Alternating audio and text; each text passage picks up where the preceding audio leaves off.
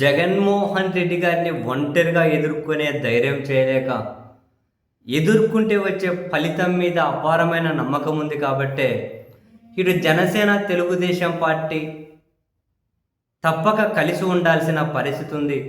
And అదే సమయంలో జనసేన అధ్యక్షుడు తెలుగుదేశం పార్టీ అధ్యక్షుడి మధ్య ఫస్ట్ నుంచి సాన్నిహిత్యం ఉంది కాబట్టి వాళ్ళిద్దరి సాన్నిహిత్యం కూడా ఒక కారణం కాబట్టి కలిసి ఉంటున్నారు. కానీ క్షేత్రస్థాయిలో ఈ రెండు పార్టీల క్యాడర్ మధ్య ఎలాంటి సమన్వయం ఉండదు, ఎలాంటి అండర్స్టాండింగ్ ఉండదు. టీడీపీ బలంగా ఉన్న చోట జనసేన వాళ్ళని అసలు పట్టించుకోరు, కొన్ని చోట్ల వాళ్ళ మీద దాడులు.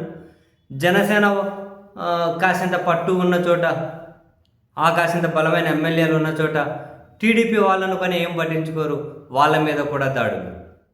తాజాగా తిరుపతిలో కూడా చూడండి, జనసేన ఎమ్మెల్యే ఉన్నారు అండ్ తిరుపతి భాషలో చెప్పాలంటే నాన్ లోకల్ ఎమ్మెల్యే, అంటే చిత్తూరు నుంచి వచ్చినటువంటి వ్యక్తి ప్రస్తుతం తిరుపతి ఎమ్మెల్యేగా ఉన్నారు జనసేన.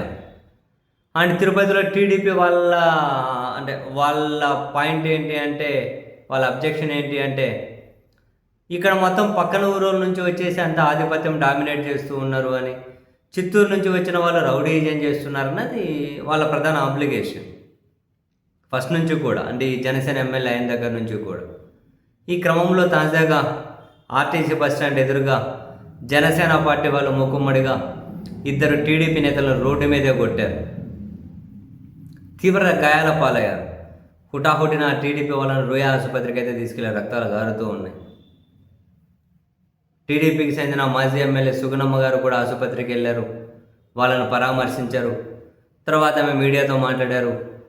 ఇది చాలా దారుణం, పక్కన ఊరు నుంచి వచ్చేసి పక్కన వాళ్ళు వచ్చేసి తిరుపతిలో రౌడీజం చేస్తూ ఉన్నారు.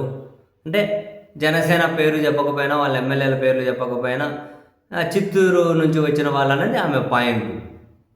పక్కన నుంచి వచ్చి వాళ్ళు రౌడీజం చేస్తూ ఉన్నారు. తిరుపతి ఆర్టీసీ బస్టాండ్ ఎదురుగా ఉన్న ఆ సీసీటీవీ ఫుటేజ్ పోలీసులు బయట పెట్టాలి, అదేం జరిగిందో చూపించాలి.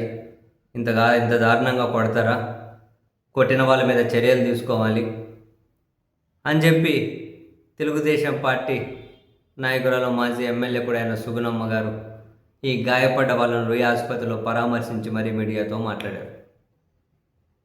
సో జనసేన టీడీపీ ఎవరిది బలం ఉంటే బలం ఉన్న చోట వాళ్ళు ఇటువంటి వాటికి పాల్పడుతూ ఉన్నారు. అలా ఏదో ఒకటి దాడులా, ఆధిపత్యమా, మరొకట, ఎదుటి వాళ్ళ కనీస గౌరవం కూడా ఇవ్వకపోవడం, ఇలా చాలా చోట్ల టీడీపీ ఇదే చేస్తుంది అని జనసేన వాళ్ళ కంప్లైంట్స్ కూడా. కానీ వీళ్ళిద్దరు అధినేతల మధ్య సాన్నిహిత్యం ఉంది, ఒంటరిగా పోటీ చేసే ధైర్యం ఇద్దరు అధినేతలు చేయలేరు కాబట్టి తప్పక కలిసి ఉండాల్సిన పరిస్థితి. అందుకే కాబోలు జనసేన అధ్యక్షుడు పదే పదే చెబుతూ ఉంటుంటారు, ఏదైనా చిన్న చిన్న ఇబ్బందులు ఉన్నా లేకుంటే ఏమైనా మనస్పర్ధలు ఉన్నా తప్పదు, మీరు నెట్టుకొని పోవాల్సిందే, మీరు ఆ మాత్రం నెట్టుకొని రాలేరా అని చెప్పి అంటూ ఉంటారు ఆయన. బహుశా టీడీపీ వాళ్ళ వర్షన్ కూడా అదే కావచ్చు. టీడీపీ వాళ్ళ మీద జనసేన వాళ్ళు దాడులు చేసినా, జనసేన వాళ్ళు టీడీపీ వాళ్ళ మీద దాడులు చేసినా ఇదంతా లోక కళ్యాణం కోసమే అని చెప్పి వాళ్ళు అడ్జస్ట్ అయిపోయి గెలితే గెలుచుకోవాలి, కొడితే కొట్టించుకోవాలి, ఆసుపత్రికి వైద్యం చేయించుకోవాలి. ఇదే కాన్సెప్ట్ ఫాలో కావాల్సి ఉందేమో ఇక.